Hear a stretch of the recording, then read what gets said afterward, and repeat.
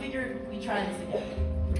For one thing, if you're gonna change your name, why go from a Puerto Rican name to an Italian? Because I don't look it. People always say you don't look Puerto Rican. You don't look Puerto Rican. But I am. So you figured you look Italian? No. I was just trying to become someone different. So I became Paul San Marco. Why did you want to become someone different? Why? I'm not very proud of my past. Who is? But that's what the word means, Paul.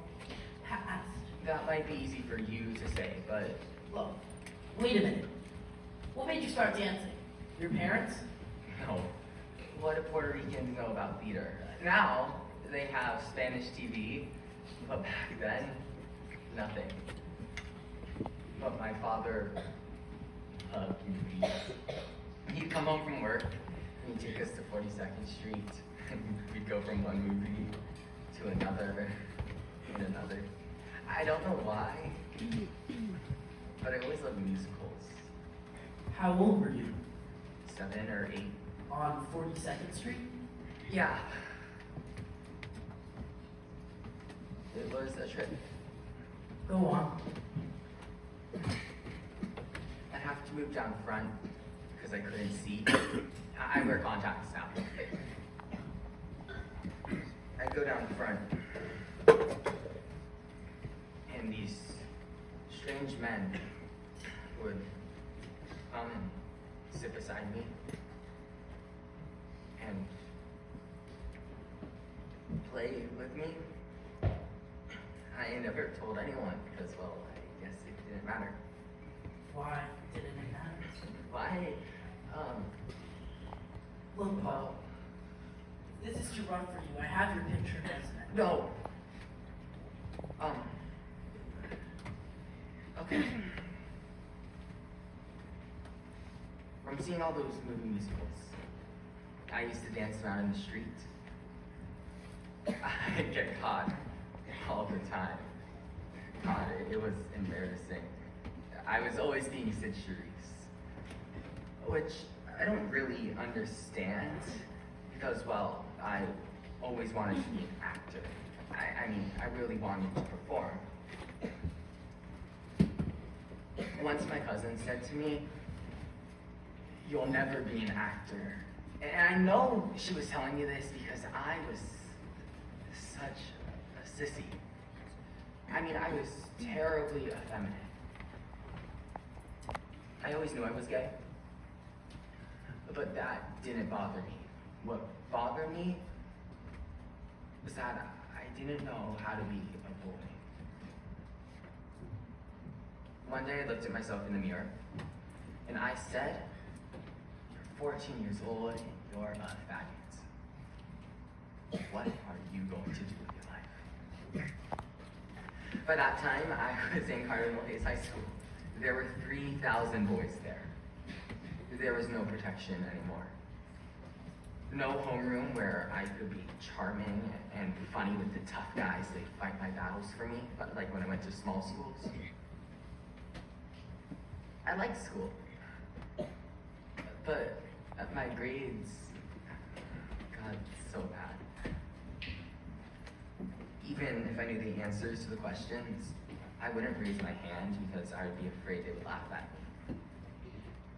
They'd even whistle at me in the halls. It was awful. Just awful. But finally, I went down to the principal's office, and I said, "I'm a homosexual." Well, it was a Catholic high school, and at the age of 14, you just didn't say that. He said, "Would you like to see a psychologist?" And I did. And he said, "I think you're very well adjusted for your age, and I think you should quit school." So I did. But I really didn't want to. I couldn't take it anymore. See, reason I quit school, what I was trying to do was find out who I was and how to be a man. You know, there are a lot of people in this world who don't know how to be men. And since then, I found out that I am one. I was looking for the wrong thing. I was trying to learn how to be butch. Anyway, I started hanging around 72nd Street, meeting all these really strange people, just trying to make friends who were like me, so that I'd understand what it was that I was. Somebody told me they were looking for male dancers for the Jewel Box Review. You know, the drag show. So, I go down to audition. Now, from all those years of pretending I was Sid Charisse, I had this fabulous extension. I mean, I could turn anything in my first audition. And they said to me, "You're too short to be a boy. Would you like to be a pony?" And I said, "What's that?" And they said, "A girl." What do I have to do? Show us your legs. But I have hair on my legs, that's okay. Come on upstairs. So I go upstairs, and they hiked up my dungarees and put on a pair of nylon stockings and high heels. It was freaky. It was incredible.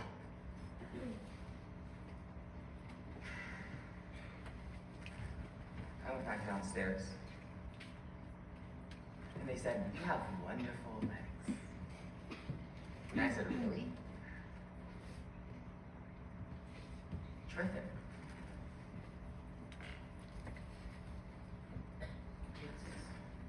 It's so strange thinking about all this. It was a whole lifetime ago.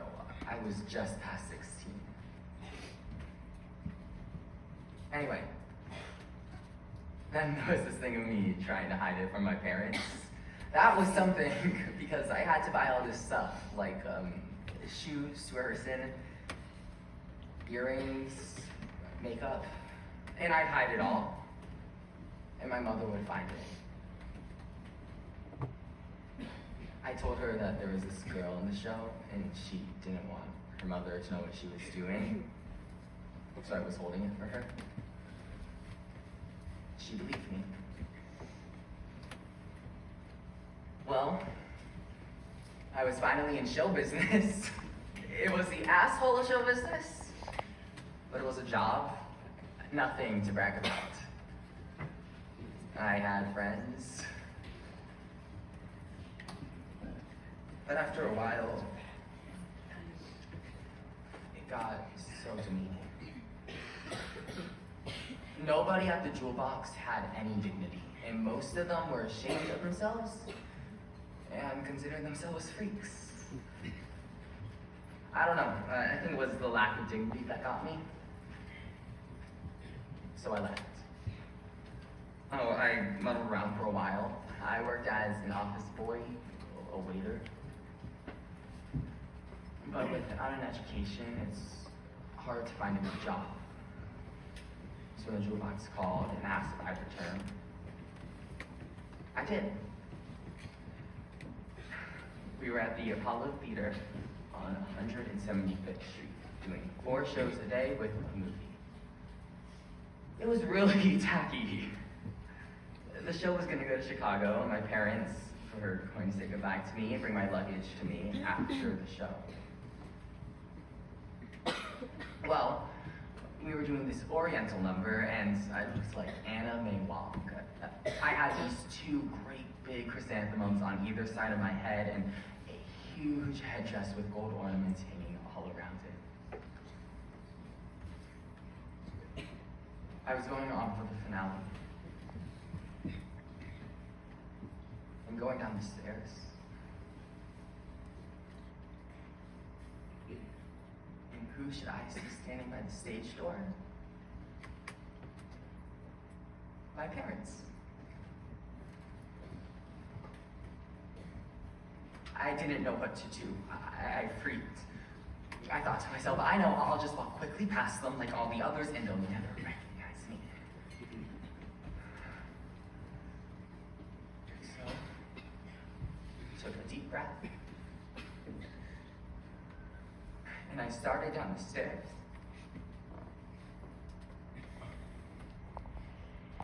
And just as it passed my mother, I heard her say, "Oh my God." Well, I died. But what could I do? I had to go on for the finale, so I just kept going. After the show, I went back to my dressing room, finished getting dressed and taking my makeup off, and went back downstairs. And there they were, standing in the middle of all these. And all they said to me before they left was, "Please, right? Make sure you eat. Take care of yourself." And just before my parents left, my father turned to the producer and he said, "Please take care of my son." That was the first time he ever called me that. I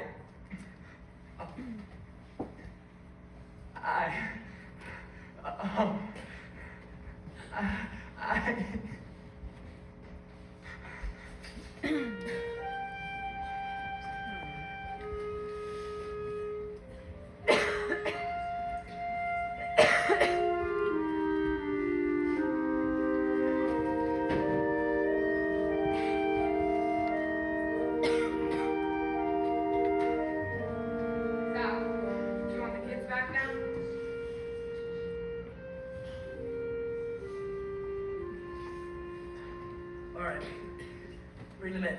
Okay, everyone in!